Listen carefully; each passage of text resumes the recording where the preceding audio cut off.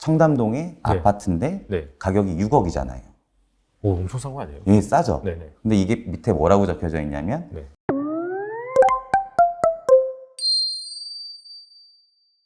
그리고 이제 다양한 그런 세미나를 진행을 하시면서 컨설팅도 당연히 많이 해보셨고 네네.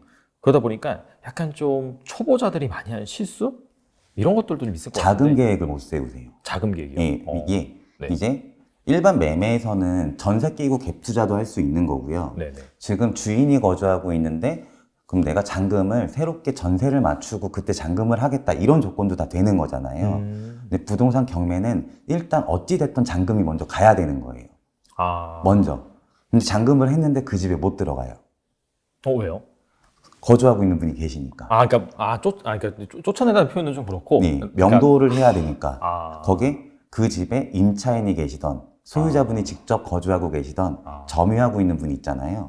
그분을 내가 잔금했다고 바로 쫓아낼 수 있는 게 아니니까. 그렇죠, 사실. 예. 계약 기간이 또 있으니까. 그런 것도 있는데 네. 법적으로도 못 쫓아내는 거고 나중에 이제 법적 절차대로 진행을 하시던지 네. 아니면 서로 협의를 잘 해가지고 그렇게 진행을 해야 되는 건데 일단 돈이 들어갔는데 저는 갈 집이 없는 거잖아요. 아. 그렇게 되는 경우가 있거든요. 네네네. 왜냐하면 내가 여기를 더 살 수 있는 여유 자금이 있어서 시작하는 분들보다는 그냥 이제 서브로 있는 돈을 가지고 일부를 네네. 가지고 내 나중에 전세 보증금을 합쳐가지고 하려고 하시는 분들이 있었거든요. 네네. 그럼 이 시기가 안 맞아지는 거예요. 그러면 몇 달 동안은 호텔에 가 계셔야겠다거나 그런 경우가 생기거든요. 그리고 이제 제가 이제 해드렸던 건 아닌데 어떤 경우가 있었냐면 대출이 된다라고 얘기를 했는데 대출이 안 된 거예요. 그 해당 물건 가지고. 어떻게 그럴 수가 있죠. 은행에서 어차피 딱 다 이제 은행에서는 네. 이제 된다 안 된다 여부를 그냥 네. 평균치를 가지고 얘기를 해줄 건데 실제 대출 실행할 때 이분의 뭐 신용 점수라든지 세부적인 사항이 들어가잖아요. 네네. 근데 요즘에 이제 워낙 DTI도 강화되고 DSR이라는 총부채 원리금 상환 비율도 강화됐잖아요. 그러다 보니까 이분이 한도가 안 나오는 거예요. 그렇게 해가지고 나중에 잔금 못하는 경우도 있고. 그러니까 이런 자금 계획 세우시는 걸 되게 힘들어 하실 거예요. 이제 어차피 대출을 활용을 하셔야 될 건데 네네. 일반적인 상황에서 대출 받는 거랑 조금 다를 수 있으니까 일반 부동산 거래할 때는 부동산 네네. 사장님들이 대출도 미리 알려주고 얼마 정도 나와요 이렇게 얘기를 해주실 건데 본인이 직접 하시는 경우에는 주거래 은행만 믿고 있었다가 안 된다 그러고 그럴 수도 있잖아요. 그렇죠. 예, 그래서 자금 계획이 가장 초보하시면 어려웠던 거고 그 다음에 경매 물건을 보다 보면은 네. 가장 많이 문의를 하시는 게 네. 처음이잖아요. 네. 이제 검색을 하시다가 저한테 이제 따로 문의가 들어오는 거는 요런 게 들어와요. 청담동의 아파트인데 네. 가격이 6억이잖아요. 오, 엄청 싼 거 아니에요? 이게 싸죠? 네네. 근데 이게 밑에 뭐라고 적혀져 있냐면 네. 토지 및 건물 지분 매각 이렇게 적혀 있잖아요. 아파트 한 채가 아닌 거예요. 그러면은 그러니까 한 채를- 싼 거예요. 한 채를 100%라고 했을 때 몇 퍼센트만 지금 이거예요? 이 사건 같은 경우에 3분의 1. 그렇게 해도 매각을 해요? 예. 오. 그걸 이제 부동산 경매에서 지분 매각 사건이라고 하는데 이것도 어떻게 보면은 특수한 물건이잖아요. 특수한 그렇죠. 상황이잖아요. 그렇죠. 네. 이것도 투자 상품으로 봐요. 경매에선. 투자 가치는 있겠네요. 뭐 네. 사실. 네. 7억은 대신에 못하겠죠. 네. 부동산 경매에서 네. 특수 물건이라고 하는 거는 무조건 소송까지 가야 된다라는 얘기예요. 그래서 그렇기 때문에 낙찰자 분들도 많이 떨어져 나가실 거고. 그렇죠. 부동산 경매에서는 낙찰할 사람이 많이 없다라는 얘기는 낙찰가가 내려간다는 얘기랑 똑같아요. 그러니까 뭔가 좀 더 좋은 금액에 내가 여기에 투자를 해볼 수 있을 거고 그리고 잘만 풀어내면 돈이 될 수도 있으니까 저런 거는 제가 딱 드는 생각이 변호사분이라든지 그냥 법조계 분들이 하시면 될것 개인적으로 같은데. 직접 진행하시는 분들도 있어요. 전국적으로 제가 알기로도 네. 뭐 이런 지분 매각만 전문적으로만 보시는 분들도 있고 해서 이게 특수한 물건이다 보니까 네. 일반 사람들은 접근하기가 아예 힘들죠. 근데 딱 아까도 말씀하셨잖아요. 싸네요 하잖아요. 그쵸. 그러니까 이런 걸 보시는 거예요. 그리고 이거 한번 입찰해 보면 안 돼요까지 돼서 저는 하지 말라 그래요. 왜냐하면 못 버티실 것 같으니까. 그쵸. 그 소송이라는 게 네. 변수가 되게 많잖아요. 맞아요. 네네. 이게 잘 흘러간다 해도 2년, 3년 이렇게 걸릴 수가 있는 거라 시간이 너무 많이 걸려요. 시간도 많이 걸리는데 그러면 그 시간 동안에 나는 6억이란 돈을 투자했지만 수익이 하나도 없는 거예요. 그거를 버틸 수 있는 마인드를 갖고 계시냐. 이것도 중요하죠. 알겠습니다. 지분 매각이랑 또 재밌는 그런 예. 또 아이템을 일반 처음 부동산 들었습니다. 시장에서는 안 할 건데 일반 부동산 시장에서 지분 매각을 할 때에는 뭐 부부 공동 명의로 사기.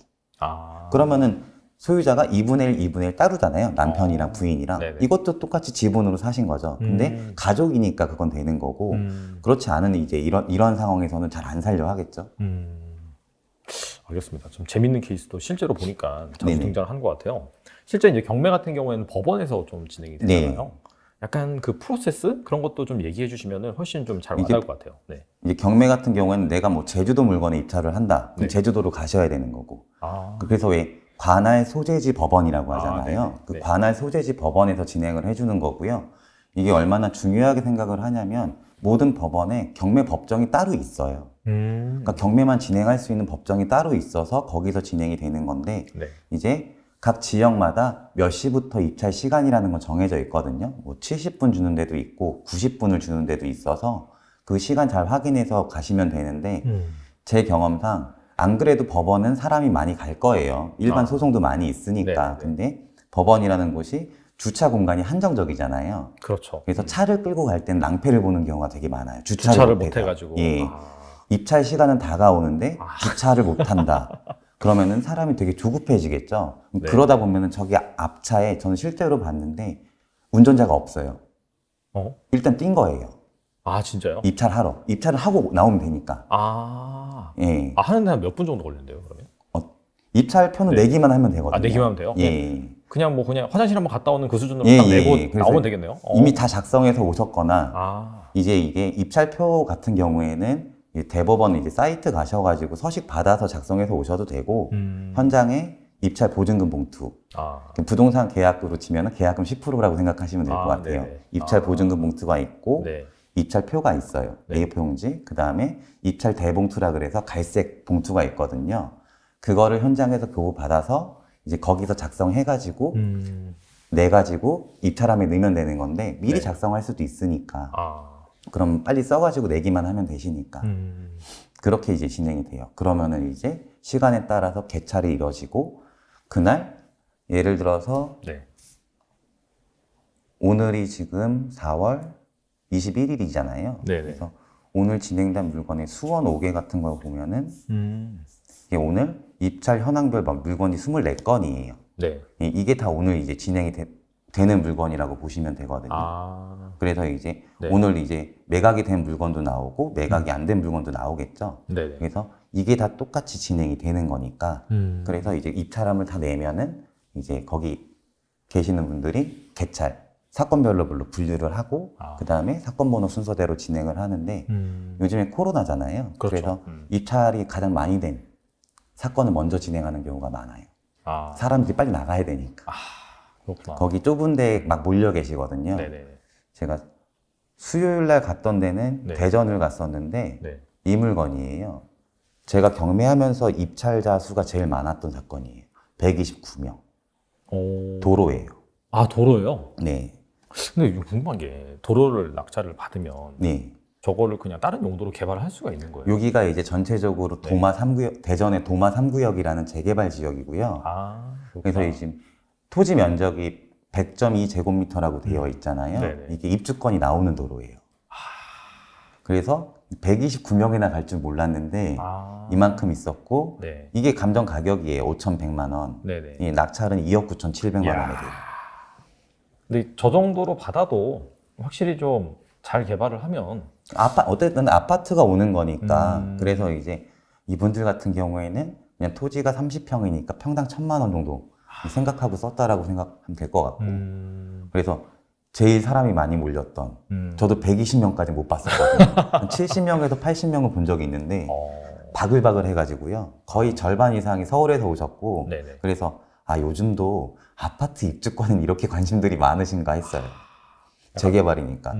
이미 사업 시행 인가도 4월 달에 나와서 이제 얼마 안 남았어요. 아파트 이제 철거하고 공사할 때까지. 네네네. 그러니까는 이제 개인적인 이렇게 이제 프리미엄에 이제 들어간 거죠. 그러면 한 저 정도가 한 분양가보다 싸다라고 이제 판단이 되는 걸까요? 결과적으로? 그럴 수도 있을 것 같아요. 정확한 분양가는 뭐 나중에 나와봐야 알겠지만 네네. 그래도 신축 아파트고 세대수가 되게 많은 걸로 알고 있어서 많으면 또 좋잖아요. 예, 그렇죠. 대단지일수록 더 선호하니까 그쵸? 사람들이. 네네네. 그래서 이 사건도 있었고 네. 이게 도로지만 네. 이렇게까지 사람들이 입찰하는 전국 각지에서 모이셔가지고 뭐 부산에서 오신 분도 봤고 가면 서로 막 얘기하거든요. 아, 사람이 너무 많으니까 어. 그래서 아차산에서 오신 분도 뵙고 어.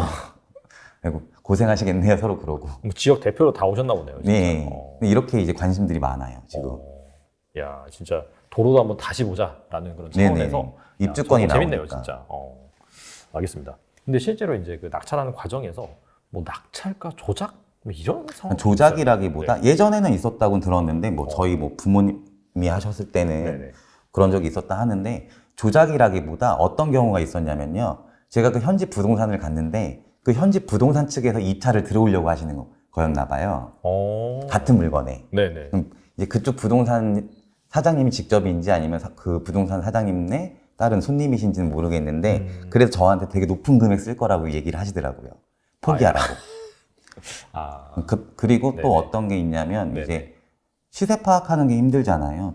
지금은 좋아졌지만 아파트여도 네. 그럼 이제 비슷한 평형의 아파트나 주택이 네이버 부동산 같은데 광고가 올라오는 거예요. 조금 비싸게. 일부러. 어차피 다른 사람들도 그 물건을 볼 거니까.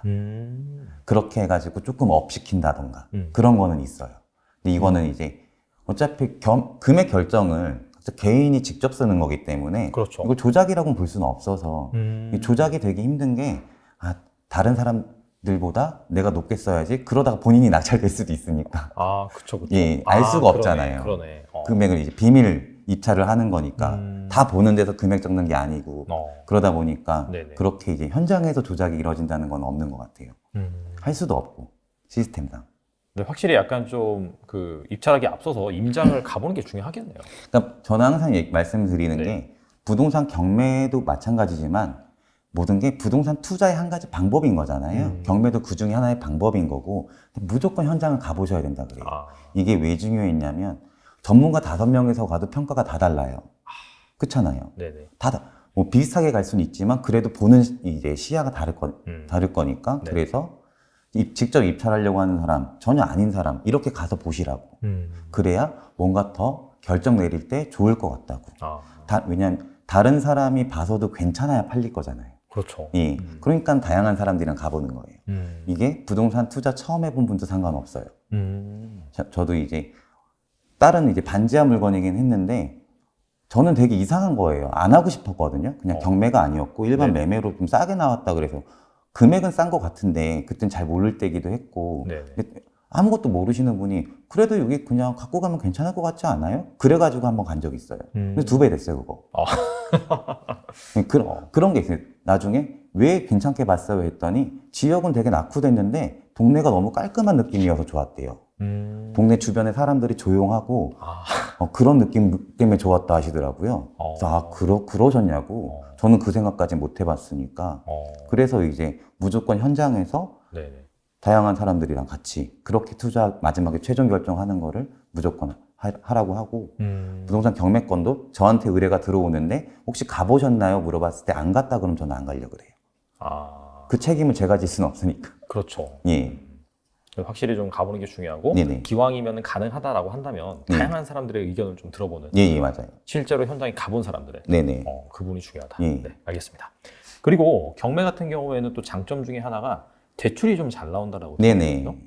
그래서 좀 다른 점? 일반 부동산과 다른 점? 그 대출 관점에서 뭐가 있을까요? 주택 같은 경우에는 똑같다고 보시면 될 것 같아요. 근데 네네. 아파트는 특히 어차피 부동산 경매에서도 아파트 같은 경우에는 뭐 KB 부동산 시세 대비해서 LTV 따라 나갈 거니까. 근데 그쵸.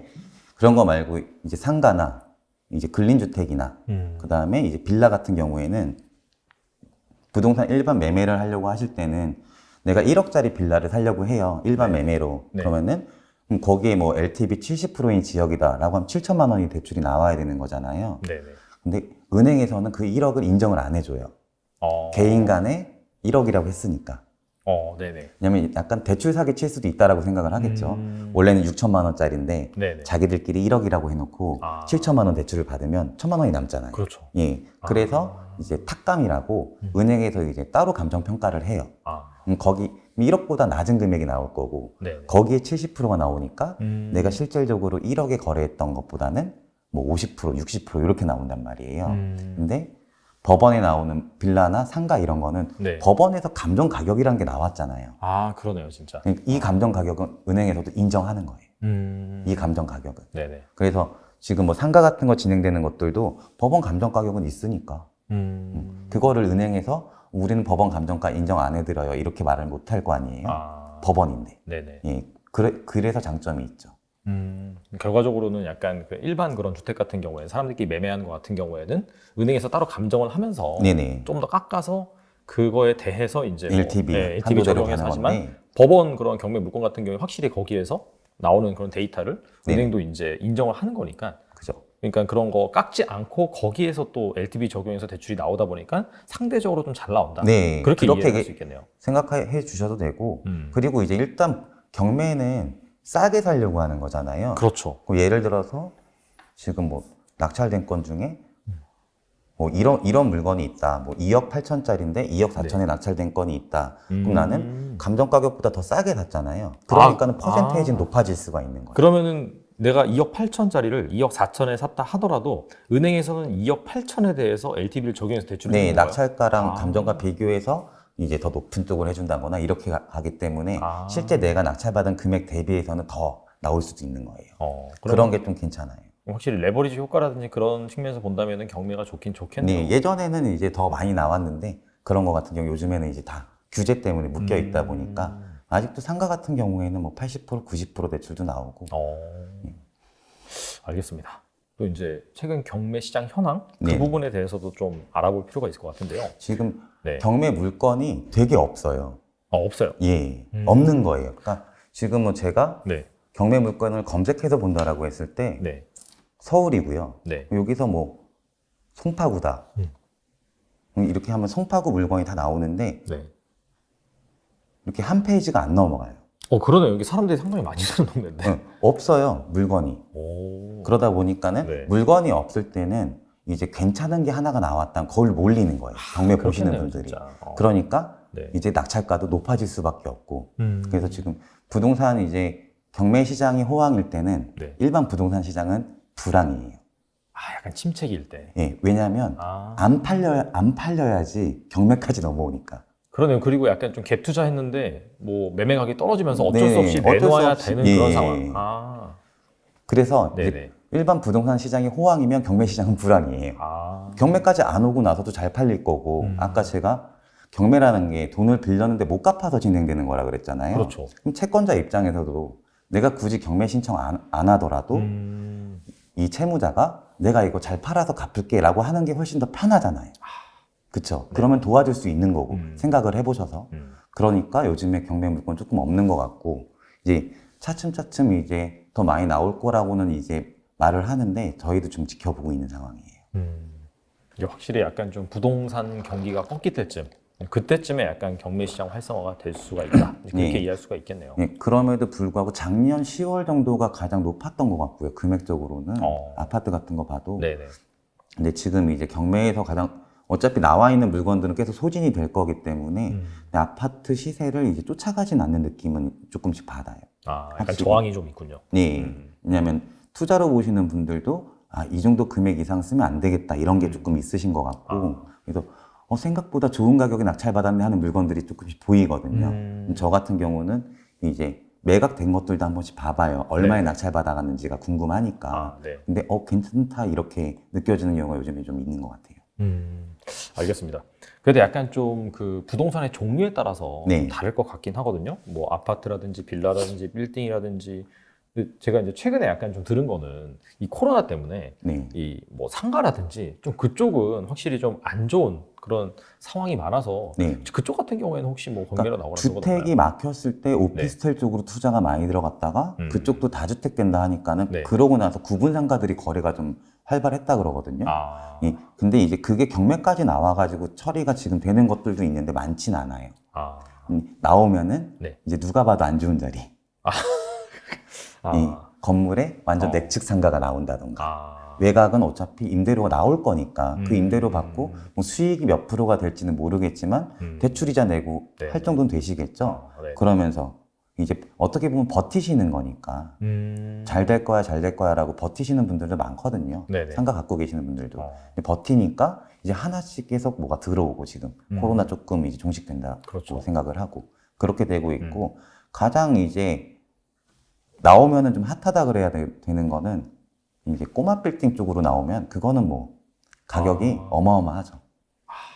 최근에 이제 강남 신분당성 쪽에 네. 이제 모텔이 하나 나왔던 적이 있는데 그게 이제 감정 가격 200억인데 250억에 낙찰 받아간다 그럴 거예요. 와. 이제 어느 법인 회사에서 어. 그런 거는 나오면 누가 봐도 괜찮은 거잖아요. 네네. 그런 건 정말 누가 입찰할까 해도 다 입찰하시는 분들이 계시더라고요. 돈 많은 사람 참 많아요. 네. 대한민국. 평당 2억 5천 정도 보고 낙찰 받아가신 거니까 네네. 그런 건 항상 인기가 많은 거고 대출이 잘 나온다라고 하는 물건들은 늘 인기 많았던 것 같아요. 그러니까 그러니까 요즘에는 네. 대출이 잘 되는 물건이냐 아니냐 그 차이. 그걸로 나뉘는 것 같아요. 아. 어떤 뭐 빌라냐 주택이냐 뭐 아파트냐 상가냐 말고 대출이 잘 되냐 안 되냐. 아. 아직까지는 약간 공급 우위의 시장이긴 한 것 같네요. 말씀 들어보니까. 경매를 뭐 다 보시는 건 아니고 부동산 경매의 제일 단점이 내가 원하는 지역에 원하는 물건이 안 나온다는 거죠. 여러 군데 보다가 이 정도면 괜찮겠다라고 이제 내가 타협을 하고 이제 그걸 들어가야 되는 거고. 그러다 보니까 아까 그 어디냐, 뭐 대전이라고 하셨나요? 그 네. 도로 같은데도 막 무슨 부산에서도 오고 네, 서울에서도 오고 전국 하는 게. 각지에서 어떻게 보면은 부동산 경매가 저는 어떻게 생각을 하고 있냐면 네. 이렇게 물건들이 나오잖아요. 이 물건들이 전국 광고를 하고 있는 물건들이에요. 실제로 그렇게 이용하셨던 분도 있고. 아. 왜냐하면 당장에는 뭐가 안 팔리는 애매한 물건인데 경매로 나오면 또 좋아 보일 때 있거든요. 그래서 이제 경매 신청을 한번 해보고 그렇게 할 수도 있으니까 네네. 그렇게 되면 이제 전국에서 경매하시는 모든 분들이 볼 거잖아요. 아, 그쵸. 그러니까 전국 광고 하는 거죠. 그냥 뭐 웬만한 플랫폼에 하는 것보다 여기에 내놓는 게 훨씬 더 나을 수도 있는데 이제 어. 경매 절차 비용이 만만치는 않으니까 그것도 몇백 나고 하거든요. 알겠습니다. 그리고 최근에 이제 또 대통령 선거가 있었고 정권이 바뀌잖아요. 네. 그래서 약간 좀 그 윤석열 당선인이 또 대통령이 된다라는 그런 기대감 때문에 부동산 시장에 대한 열기가 좀 예전과는 다른 것 같아요. 그 약간 경매 시장 관점에서 어떨까요? 어떻게 생각하세요? 저 같은 경우에는 네. 지금 좀 신중해야 될 필요가 있는 것 같아요. 이게 네네. 말만 나온 거잖아요. 앞으로 어떻게 하겠다, 뭐 어떻게 하겠다, 조금 완화되지 않을까 이런 기대 심리가 있는 건데 이럴 때일수록 이제 신중해야 되는 건 어떤 거냐면 이제 애매한 물건은 사람들이 조금씩 안 보거든요.